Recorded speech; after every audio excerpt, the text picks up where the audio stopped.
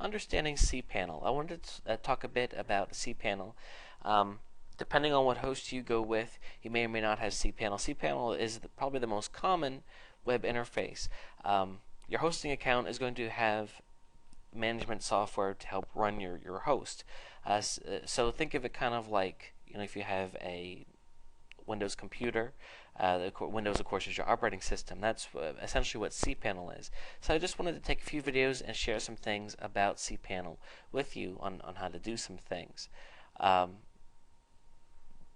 the hosts that I recommended that you use, that just a couple that I threw out to you, they all use cPanel. So if you want things to be as easy as possible, go with them. Of course, if you don't have cPanel, you have something that's similar to cPanel, and you can still watch these videos and take something from it because, of course, they're going to be similar.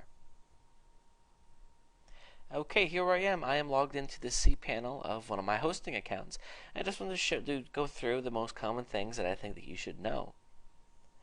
One of the really nice things about cPanel is that there are actual video tutorials.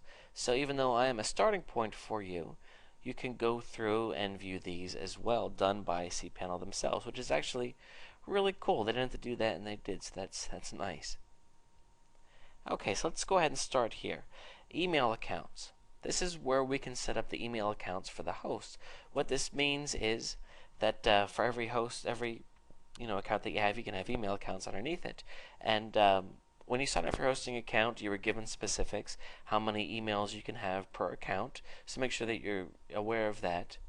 But let's say you can create your emails to be whatever you want. So it could be your name, and then you create your password, and bam, you have an account. And that's it. Once your accounts are on here, then you can go to webmail to check them, or you can set it up that you can grab them through Outlook Express if you or your whatever mail program that you already use. You can take from that. Of course, if you have your own business, you want to have an email account that's on your site, of course, and that's how you do that right there. Spam Assassin, those are your spam settings for your mail accounts. You can also set up forwarders, meaning two different things. Actually, with this, it just means that you can go ahead and if somebody sends you mail to your account that you created, you can go ahead and have it forward somewhere else. You can even have it forward to an email account that is off the site. So that's also really cool.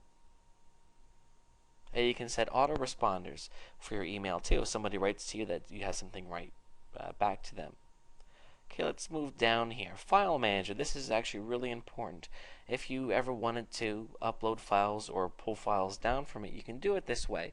We're going to talk in the next video about FTP, a way to upload things a lot easier. But let's just say, for this sake, if you wanted to do it this way, here we go.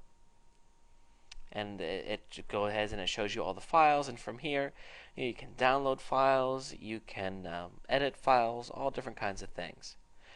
Kind of like similar to Windows File Manager. You can look at your disk space usage. You can also create FTP accounts. Logs. This is helpful stuff. You can take a look at the latest people that have been to your site. I like to use AW Stats because this is a really nice stats program. This is a domain that I really don't use, so there's not going to be many people that have came here. You can see I started it with good intentions but didn't really do anything with it. But you can go ahead and these stats break things down. You can see how people found your site, and how long they are on each page, and how many people came on what day. It's pretty cool stuff, and certainly important if you want to study how well your site is performing and where people came from, and of course why.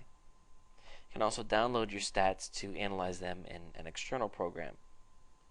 You can also password protect things.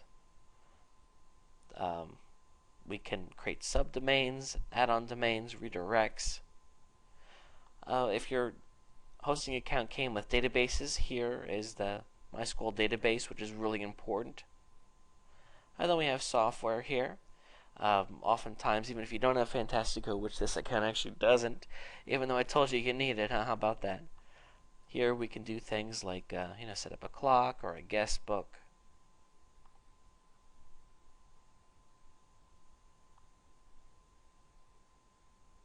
We can configure our own arrow pages. We can set up cron jobs. different things like that, and of course contact support. So that's essentially cPanel and how it works. I would encourage you to get in there and get comfortable. In the next video, we're going to talk about once you have your website files, how do you get them onto your hosting account. And even though you can do that through File Manager, I'm going to suggest that you do it with an FTP program.